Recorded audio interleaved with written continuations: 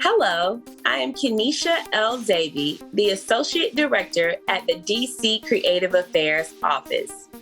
Welcome to our Care for Creatives community conversation featuring Dr. Mary DeRaedt and Wendy Cherry as they discuss the relationship between nutrition and mental health. After watching this episode, head over to creativeaffairsdc.com to learn more about our Care for Creatives program. Through our partnership with the George Washington University, we are able to provide pay what you can mental health services for all local creatives.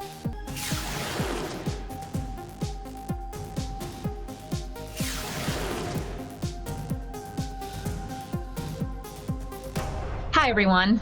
I'm Dr. Mary DeRaedt, and I'd like to welcome you to today's Care for Creatives community conversation. I am really excited to talk to Wendy Cherry today about the connection between food and our bodies and our mental health. It's such an important topic, and she is such an important expert on this topic. So I'm really excited to get a chance to explore this with her. So Wendy, can you just take a minute and introduce yourself to everyone?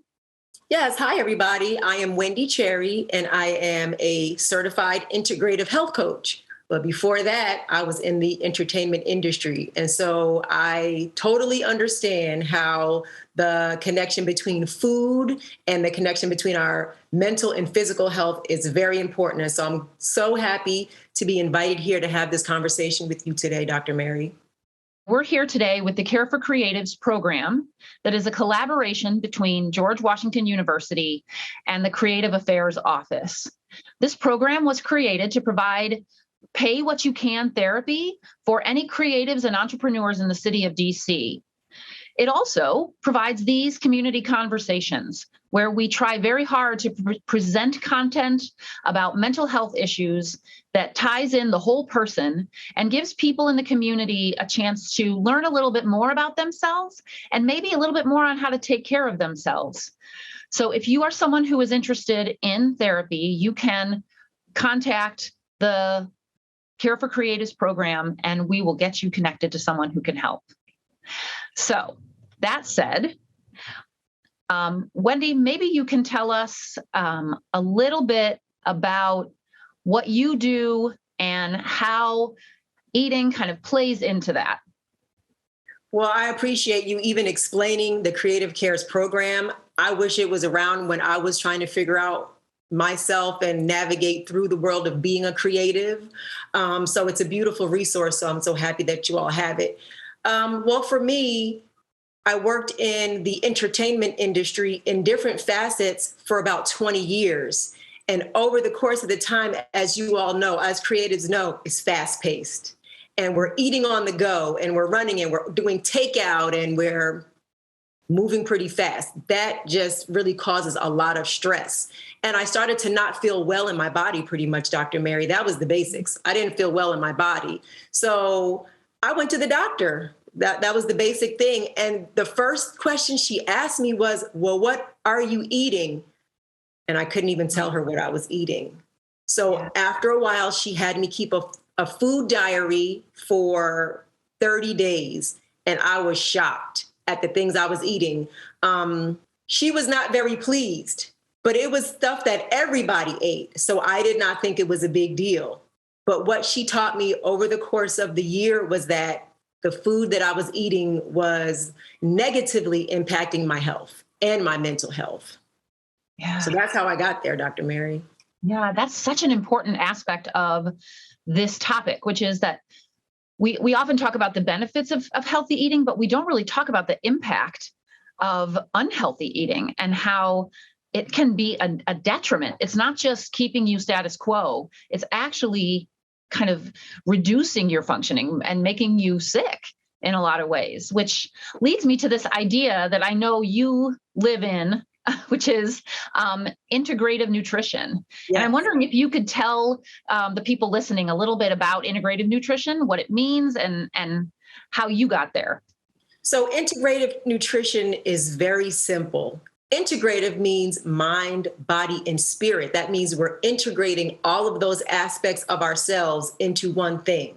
Now, I try to keep it simple when I talk to my patients, And what I try to remind them is that we have not really evolved too much. We live in a really modern society. We have all this technology and we have all these things that allow us to do things easier. However, our bodies are still that of our greatest grandmother. So we haven't evolved. So I usually kind of tease them when I'm talking to them and I say, when you're looking at your plate, would your great grandmother eat that? Sort of like a Pop-Tart or a Go-Gurt or, a Chick-fil-A. Would your great grandmother eat that? Would she even have an idea or an inkling about what this food product is? So interestingly enough, Dr. Mary, and I know you know this, what they call the American diet is the standard American diet. However, those of us in the integrative food community call it SAD, because those of us in the US specifically, when you eat the standard American diet and that's all you eat, you become sick very quickly. And so that's what I like to reinforce and to remind people that integrative is nothing new. It's nothing woo-woo. It's nothing outside of yourself. It's basically you being human and eating the way of your ancestors.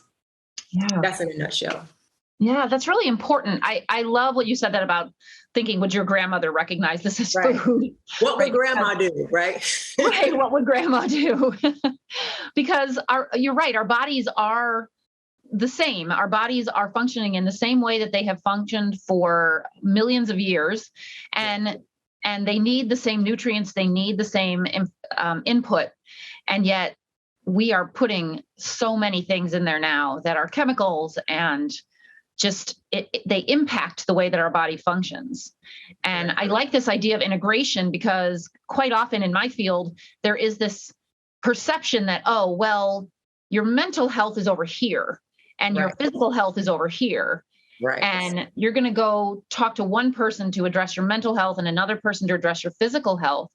But the truth is our brain is embedded in our body. It is a part of our physical body.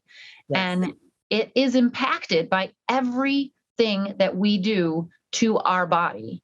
And so integrating all of our systems together, taking in all aspects of a whole person just seems like such an important aspect of improving our mental health. Let me give you a little example, Dr. Mary, that might make it plain for everybody. So you're so correct. We're siloed. If your toe hurts, you go to the toe doctor. If your belly hurts, you go to the gastroenterologist instead of taking a mind, body, spirit approach. So you're right. Our heart is embedded in our body, but guess where? The heart really is embedded in the belly. There is a such thing called the gut-brain connection. So let's think about it. As creatives, when you are getting some great news, right? Don't you feel it first in your gut? Or if you're getting some sad news, doesn't your gut go, like your stomach drops? You know what I'm saying? That's really the gut. That's really the brain. And then so it happens in the gut first, in the microbiome, in the belly first, and then it goes to the brain. So then you start processing how you're going to fix it or how you're going to deal with it, right? So that's also with food. So we're thinking about 2 years of being locked down. What were we doing? We were nervous. We were afraid. We were unsure. We were anxious. What did that do? That caused our bellies to ache. It caused us to also not be able to sleep. It caused us not to see our friends, but mainly it caused us to look for things that brought us comfort. Yeah. So many people gained the quarantine 15 and all these different things because they were looking for food. So we were stressed out. And then that causes an effect, the effect to grab food that bring comfort. So my comfort is pizza. I'm not even going to lie. I'm a Jersey girl, pizza all day, but it's the grains and the sugars and the dairies. Those are the things that make us feel good. So what do we think? Mac and cheese, potatoes, sugar. That's what we consider comfort food. So what do you think about that, Dr. Mary? Oh, well, first of all, I think about the fact that sugar is my go-to. I love mac and cheese and pizza, but honestly, cookies, jelly beans, Oh, gummy bears, ice cream, all of that stuff is my go-to. So yeah, I think there is this space that we all were in as we went through the pandemic, where all of our emotions were coming up, all of our emotions were engaging, and they were scared, challenging emotions that we were having. And one of the things that I know for a fact is that we as humans tend to get this idea of our emotions and our physical world kind of confused. And when we're little, our parents don't help by going, oh, you're crying, here's a cookie. Oh, you're sad, let's go eat dinner. Oh, we get trained from our childhood to solve our emotional disruption with physical, putting food in our mouth, which it works because that food kind of calms things down temporarily, but it doesn't really solve the emotional problem. Right. So you hit the nail on the head. It's a temporary fix. So what you really want to do is have you want to figure out the root. So this is really, interesting. My daughter called me on FaceTime the other day, boo-hoo crying. So like any other mother, you're like, what's wrong? What happened? She said, Mommy, I'm just having an emotional discharge.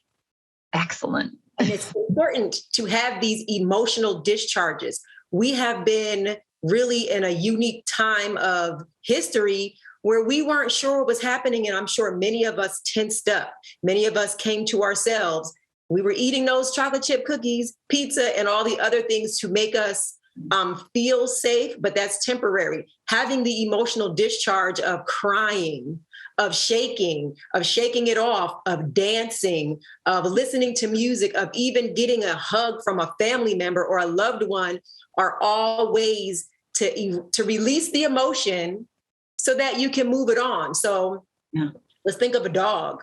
A dog gets hit, or a dog gets hit by a rock, not hit in a bad way, but just gets knocked, discombobulated, right? Yeah. What do you see dogs do? They shake from the top of their head all the way to their tails. And then what do? They walk off like nothing happened. Right. Human beings we aren't conditioned to do that. So just like you said, Dr. Mary, as a child, if the child is crying, after the basketball game, we go to pizza, or after the child is crying, you give them an ice pop. We're conditioning the children to celebrate or to be upset with food. Yeah. So people use that instead of just having an emotional discharge. Okay, you lost the basketball game. No need to feed me. Let me cry. It's okay. Disappointment is a normal part of life. But instead, in America, we want to feed it with food and put the Band-Aid on it with food. Yeah, absolutely. We try to solve what we see as emotional problems, right. Which really is just a human reaction, right? Reaction. Yes. It's one of my soapboxes sometimes that I'm like, there are a lot of emotions that we experience. And honestly, when you think of kind of the 6 core emotions, which are, sadness, anger, disgust, surprise, and then there's happy. There's 1 or 2 that are really positive, and the rest are what we would say are negative. And we try to avoid those with food. Correct. Or we try to promote the happy or just celebrate everything with food. And I have often talked to a lot of clients about eating and how it plays into their emotional state. Yeah. And we talk about the fact that, you think, oh, I'm going to reward myself. Yeah. My reward is, oh, I'm going to go eat something that's terrible for me and make my blood sugar crash. And then I'm going to be depressed. Right. So why is that a reward? I don't see, reward yourself with something healthy like protein or something that's going to really keep you going and fuel that energy level, which maybe I'm getting off topic, but I just think it's such an important idea that the food we eat affects our emotions. Yes. And then we turn to food to affect our emotions. Yes. And it's such a complicated cycle that we really need this idea of mindful eating and mindful approaches to, and by that, I just mean awareness, being so much more aware of the impact, and a term that I love, which is interoceptive response. Being interoceptive is that connection we have to what's going on in our bodies. Yes. That knowledge of like, oh, there's a pain here. My stomach is rumbling, but is that my stomach rumbling, or is that, or am I sad? To your earlier point about that, but the gut brain connection. Yeah. Just being aware of that internal response is so important to how we end up eating. It is so important. And just to expand even more with food. So it's really interesting, food is not the same food of our grandmothers, right? The food is different. We have whole aisles of organic. We have food of aisles of non-GMO. Those things didn't exist. Those things now exist. So we have to navigate, how that is. So the food may not affect our bodies the way that it used to. So, back when our grandmothers and great grandmothers were younger, they could have a whole big old chicken with all these vegetables and the apple pie, and they wouldn't gain a pound. First of all, it's because they were outside probably doing agricultural type things. So we're inside, we're eating these foods, these different foods, and then we're inside bent over a laptop all day in the dark, not even getting sun. So it's a different lifestyle. The body is the same, but we're in a modern society. So you're going back to interoception, where you could eat a food, but if you don't even pay attention to the fact that after it, you might get a little headache, or you get a bellyache, or you have gas, or you're burping, those are not normal things. We have normalized not, having a stomachache after you eat, or those things are not normal. So being aware of what happens after you eat. So you're in the studio as a creative, right? You're in the studio, you had DoorDash, you scarfed down the food, right? And now you're sitting there, you're supposed to get in the booth, like you're up next, right? But now you can't even move because one, the body's biggest energy expender is digestion. So the body needs every resource to digest. And so in some cultural communities, we call it the itis, like we're tired. We're trying to get ourselves together. We're full. But that's really the body's system, the body's way of using all of its resources to digest that food.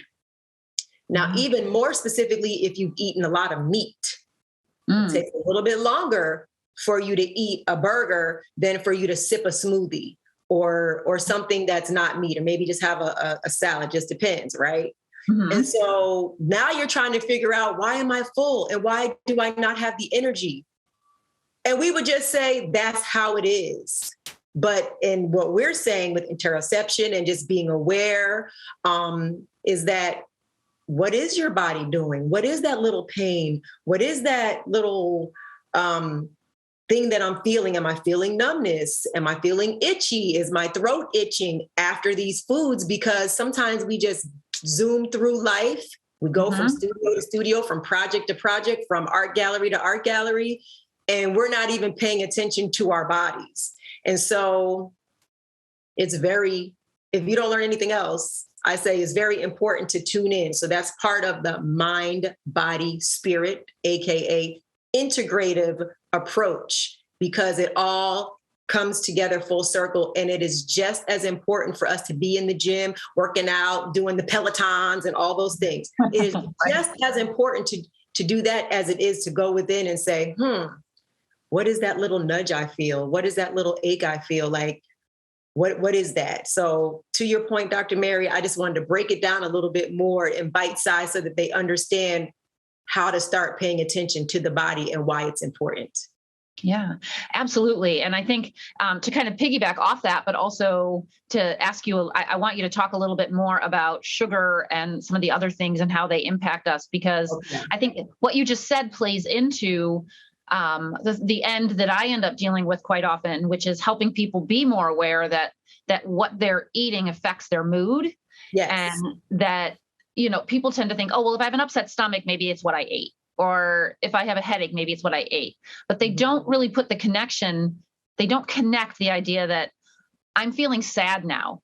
Maybe it's what I ate, or I'm feeling really angry right now. Maybe it's because I haven't eaten. My family would comment on I get hangry sometimes if I haven't eaten. And this idea that, I just had an experience where generally speaking, I don't eat sugar because I just don't think it's good for me. And I recently went on a trip and allowed myself to kind of indulge in a lot of different sugary things while I was there. And it's like I came back and experienced a real downturn. And there was a lot of factors that played into that. But I said to multiple people in my life, I'm also recovering. Like my body has to recover from the sugar, from all of the sugar that I ate, from the diet change that I experienced on this trip, because my mood is shifted because of it. And a lot of people were like, I think it's just this other. I'm like, trust me. So I'm wondering if you could speak a little bit more about the impact of something like sugar. Okay, so sugar is about 33% more addictive than heroin. Okay, so yes, it's very addictive. So it's the receptor in the brain. It's a pleasure receptor.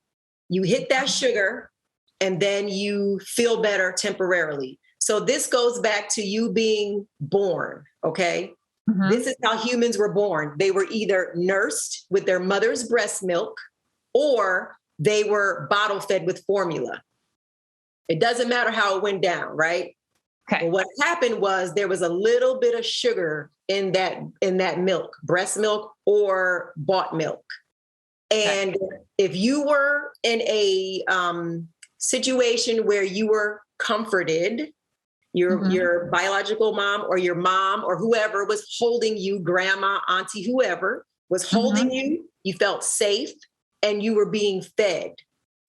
That comfort feeling along with that sugar, just a touch of the little sugar, then went into the brainstem and it made the brain say, sugar plus comfort equals what I need to do to feel better. Mm-hmm. So the brain will now hunt sugar for the rest of your life. So you won't really ever get away from wanting to get the sugar.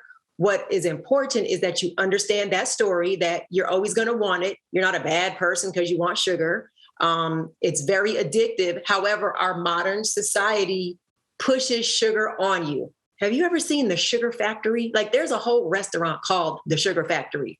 But if you go to any grocery store, when you're going out to check out all those impulse buy items, it's all sugar. Mm-hmm. So living in this society, it's hard to stay away from the sugar. The other thing is sugar is just not a Snicker bar. Mm-hmm. Sugar also is pasta. So for those vegans and vegetarians, sugar is also pasta. Sugar is also breads. Sugar is also those types of things, because what happens is it turns, once you eat it and during digestion, it turns to sugar. So people might say, I don't know why I can't lose this weight. I don't know why I'm feeling this way. I don't eat meat. I don't eat candy. I just eat pasta. So it's an education, and that's what I provide. Like I provide an education so that you as the patient are not bamboozled by the labels and by the media and by what other people are doing when it comes to food. And then lastly, it's very important for all of us to understand that, again, the way that we are supposed to eat, we as an individual, is based on how you were in your mother's womb. And so we call it bio-individuality. So just because on TikTok, the greatest trend is to drink these green drinks or smoothies, that does not mean that you are supposed to drink these green drinks or smoothies, or to eat arugula, or to eat meat. Everything is depending on your body and how your body processes it and how it digests, how it absorbs the nutrients, and how it eliminates it. And again, that's the interoception. You would know that if you would pay attention to your body, you would be more aware. So I'll give you an example. Mm-hmm. I'm going to go back to my pizza. Since I can't eat it, I at least could talk about it, right? So, like I say, I'm a Jersey girl. I grew up on pizza my entire life. I'm an adult. but I'm feeling numbness as I'm eating my pizza or whatever. What I came to realize is that I have a gluten sensitivity. And so the grains in the pizza crust, the grains in the pizza crust X me out, not to mention the dairy from the cheese. So what would happen is my eyes would itch. I would get a sore throat a little bit.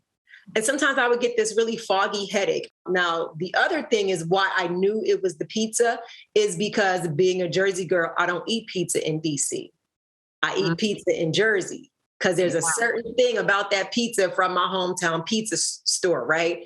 So when I would drive to my mother's house from down here, my same childhood home, from the moment I hit the bottom of her block, she lived at the top of the block in the cul-de-sac, I would start to get a little, that little wet feeling when you're about to throw down on some food. That's the beginning of digestion, that little wet taste you get in your mouth. It was conditioning. I was conditioned to be triggered to know that as soon as I get to Jersey, as soon as I hit the bottom of my mom's block, I'm going to get that pizza. And because I don't eat it here for months and months and months, when I go there, my body is clear of it. So here I go with the pizza, with the cheese, it's delicious. Yeah. And then it's 1 minute, I have the headache. It's 1 minute, I'm numb. So what is happening in my body is, because I'm aware of my body, think of the little G.I. Joe army guys, they're coming. It's my immune system coming to fight this. It's coming to fight this threat of gluten, the grain, this threat of dairy, the milk. And then I'm in for a situation. And then like you, Dr. Mary, it does take a while for it to be released from my system because, again, it's pleasure. It's a connection. It's an emotional connection to me growing up in New Jersey. It's an emotional connection that we celebrated on Fridays at my mom's house with pizza.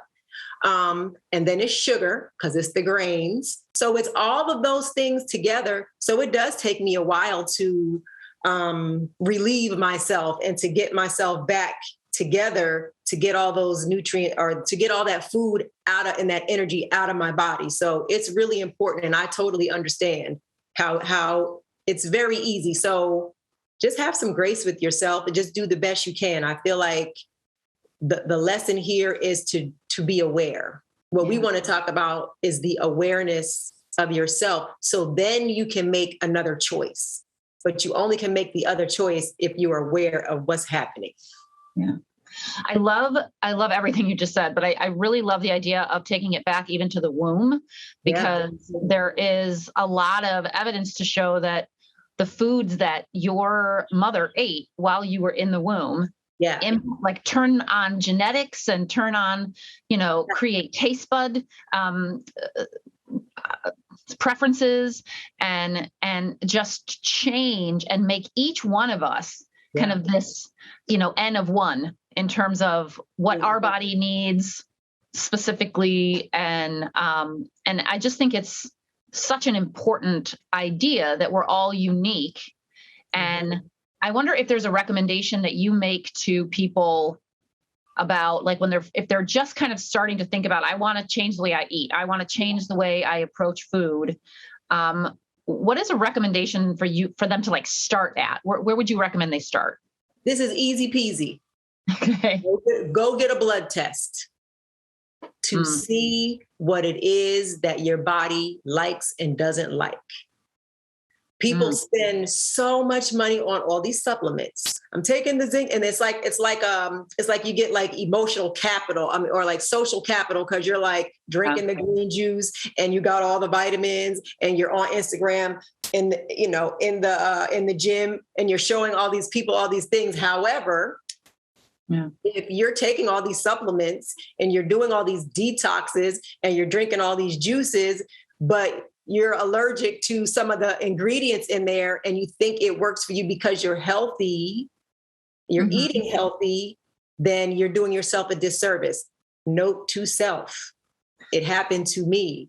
I've been eating what I thought was healthily for years. even went to nutrition school, even graduated and am a health coach. However, one of the things that I'm allergic to, which I had no idea until I got a blood test, was blueberries. Gasp at the thought. Like if I had pearls, I'd clutch them because I love blueberries. What are blueberries? Brain food. Blueberries have antioxidants to fight cancer because of the blue in the berry, right?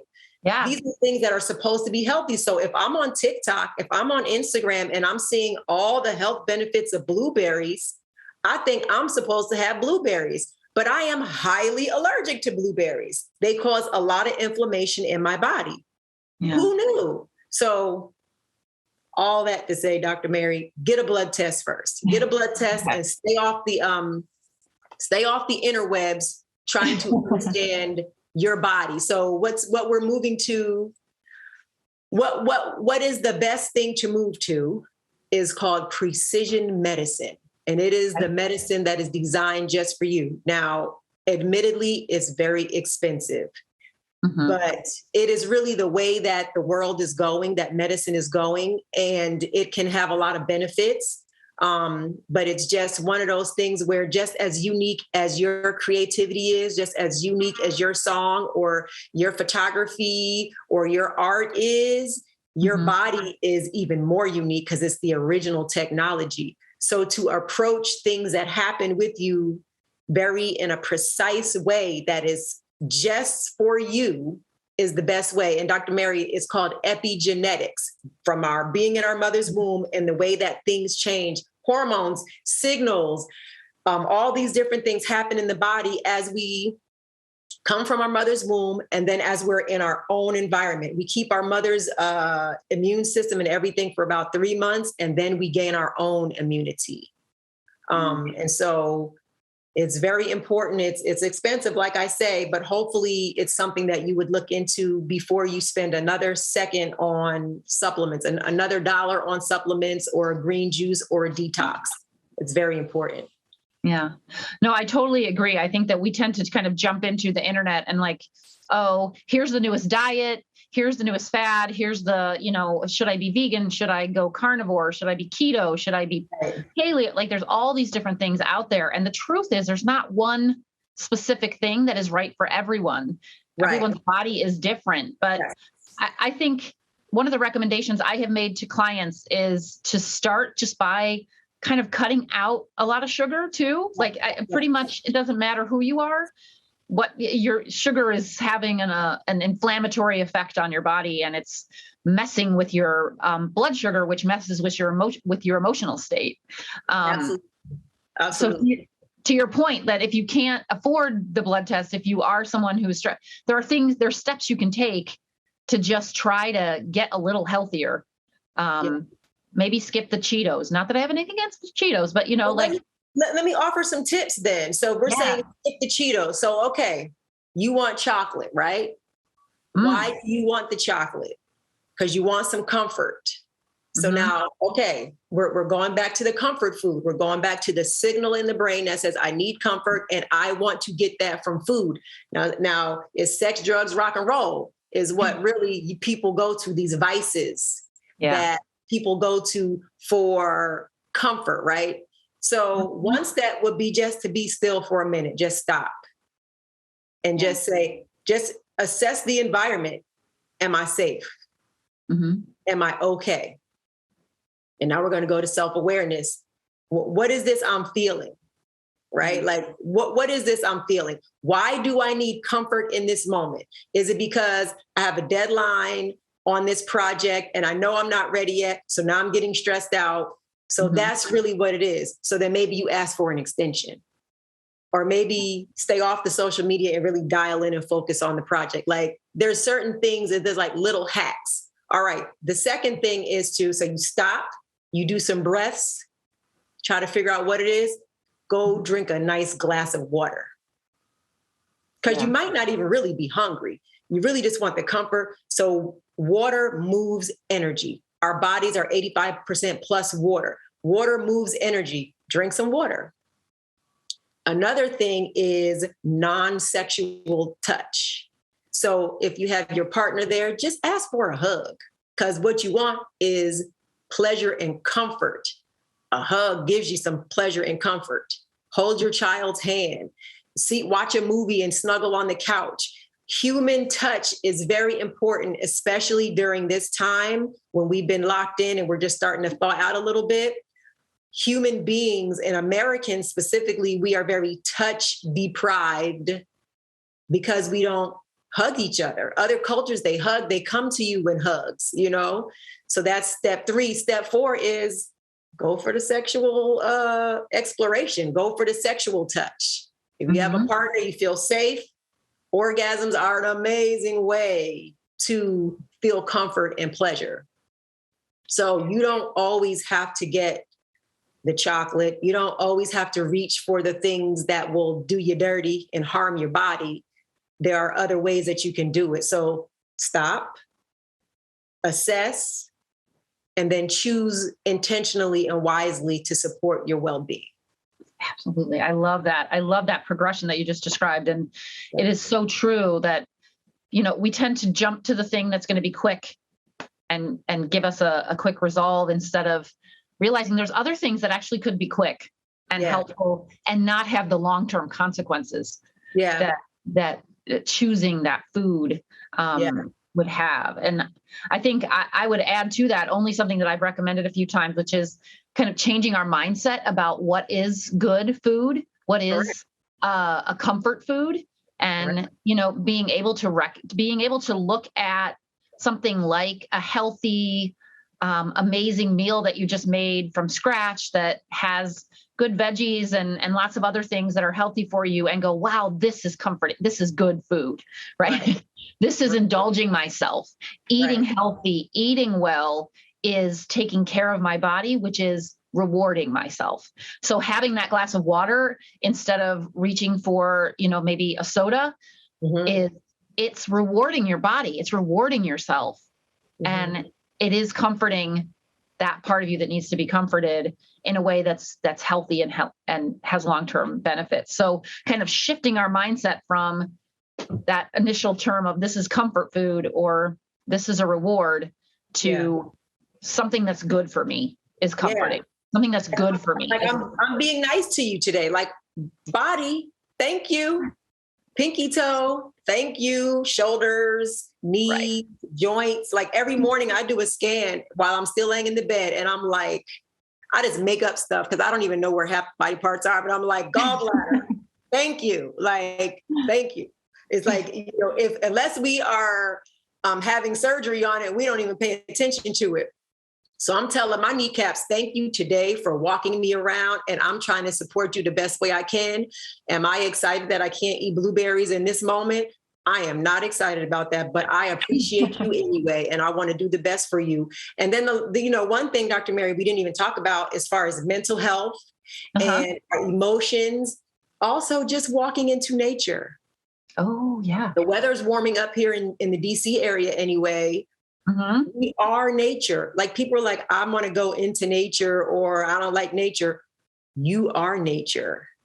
So reconnecting with that part of you will also help support your mental health. So you've been in the studio, whatever kind of studio it is, you've been working on this project, you're about to do this release, you're almost finished with your book, and you're not right there yet. The deadline is approaching and you're stressed.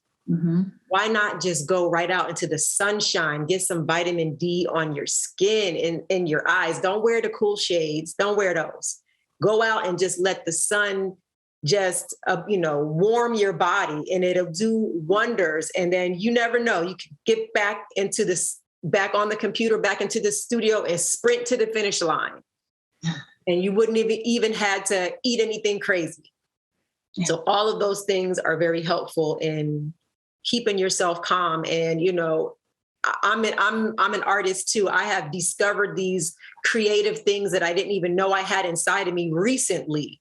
And I get these inspirations and I get so excited, and, I have to put them on paper. It's like a regurgitation of, I have to just put them on the computer or put it on paper. And it feels so good. So just rest in that too, but you want to be able to support that. And you can do that best when you have water, when you're hydrated.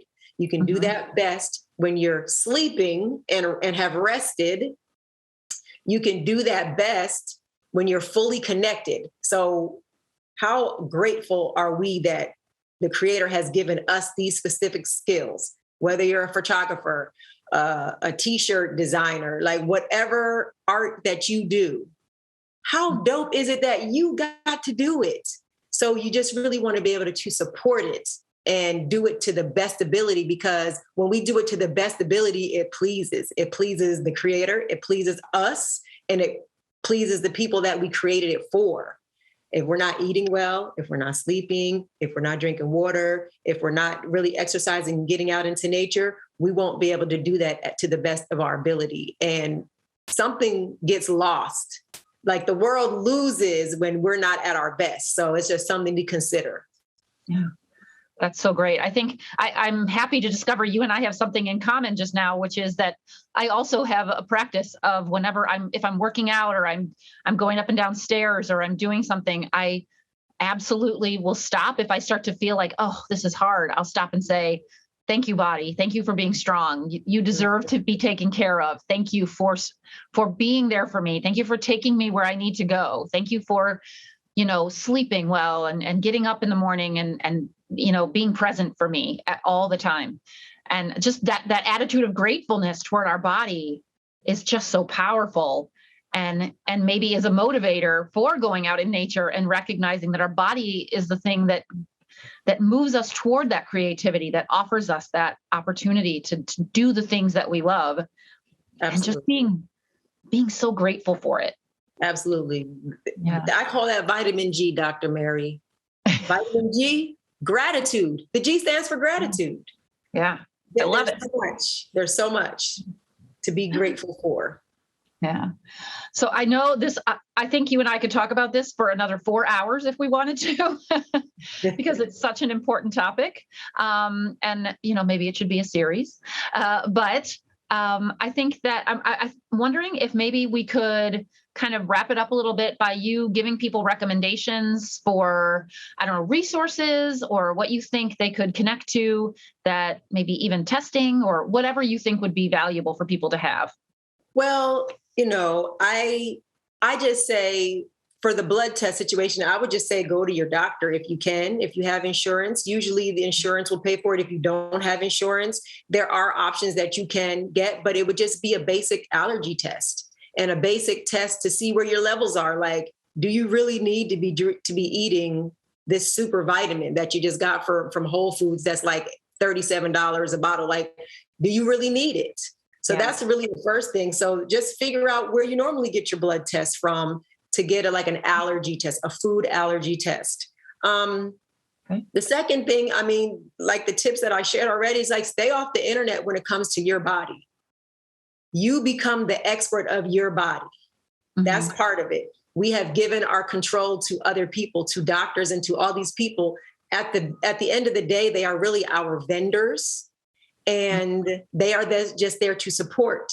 If they don't support the way, like you go to a barber and he gives you a terrible haircut, what do? You switch. So it's the same with a doctor. You can still have that. I'm giving you permission today. If you didn't know that, they are your vendor, whether it's any kind of mental health, any kind of provider that works with your body. Switch them out if they're not working, because that's what it is. The best doctor is in the mirror. So we all use technology all day long. We're walking around with the phones. We have the computers for work, but we really are the original technology, and our bodies will tell us exactly what it needs. So again, with that pizza, my eyes start itching. It's like, come on, Wendy, you know better. So just be aware. Just be aware of your body. Just start to tap in more. I would say one of the best ways to do that is as soon as you get up, do not check your phone. Give yourself at least 30 minutes. I do an hour. I call it my power hour. It's my power hour where I do my stretching, or I just say thank you to my toes, or do some yoga, whatever it is that I do. Everybody can do their own thing before you get dialed into what's happening in the world via the phone. It's very important. So those are my tips. I mean, I don't want you to look really outside of yourself. I want you to look inward to start to understand these things. And as soon as you start to have some questions, the right people will come, the right resources will come, the right information will come for you to be able to go to the next level. But I don't necessarily think that it's just because the next guru, there's always a new guru. There's always somebody that's at the top of the list of the wellness and the health. They don't know you. They don't know your mom. They don't know how she was feeling when you were in her belly. So those are really the things. Maybe the question is, if your mom is here, if you have access to talk to the woman whose womb you were in, maybe ask her, hey, mom, what was going on in the world when I was being born? So I don't have that. I'm adopted, so I don't have that luxury. But for those of you who may, just ask her, well, were you smoking? Were you just so excited and we just ate all these yummy foods and we just lived in a little cocoon? Or were you stressed out and it wasn't really a good time for you? Epigenetically, all those things live in you and they will present to you even now.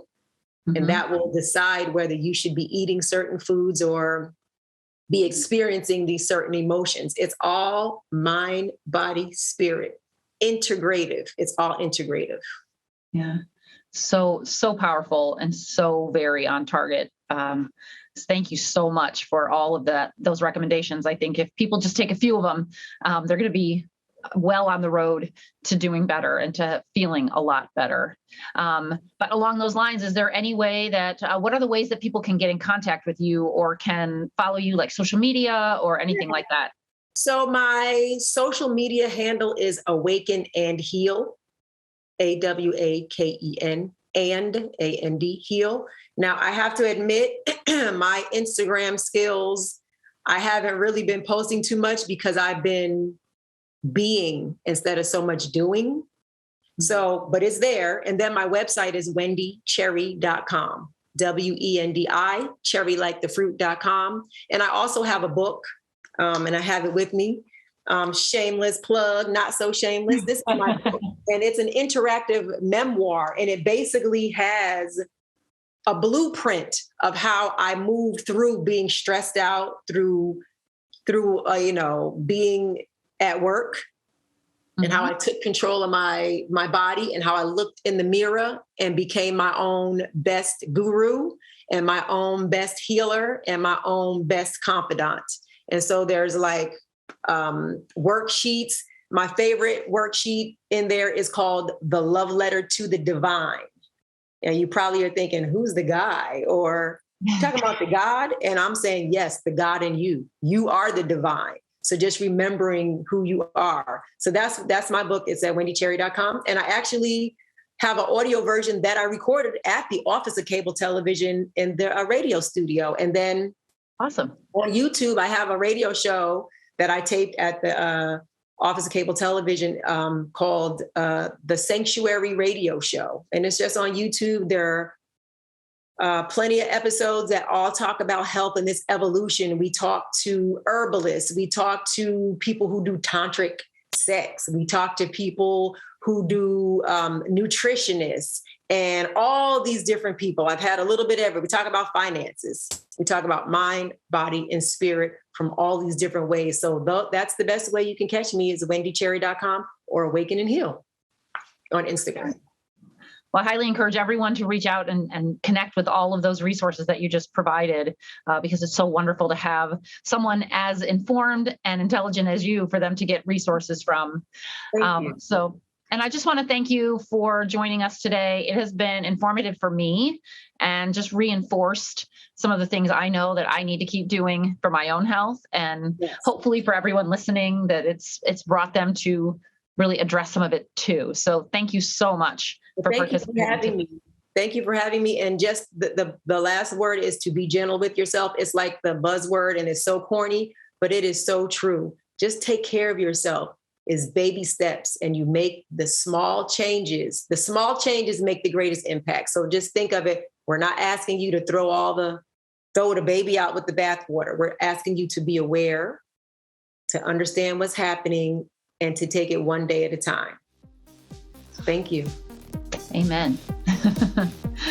Thank you for watching this Care for Creatives conversation. To learn more about the Creative Affairs Office and Care for Creatives, visit creativeaffairsdc.com. Thank you again for joining us.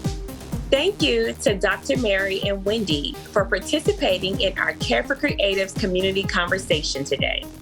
And thanks to all of you for watching.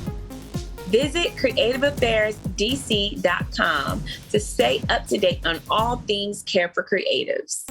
Until next time, have a wonderful day. In closing, here are a few helpful resources. The Care for Creatives program, Pay What You Can Counseling. Learn more at creativeaffairsdc.com. Become the expert of your body. Get a blood test to diagnose any food allergies. Keep a food diary. Reduce your sugar intake. Drink water and stay hydrated. Get out into nature. Don't check your phone first thing in the morning. And take your vitamin G. Gratitude. Thank your body.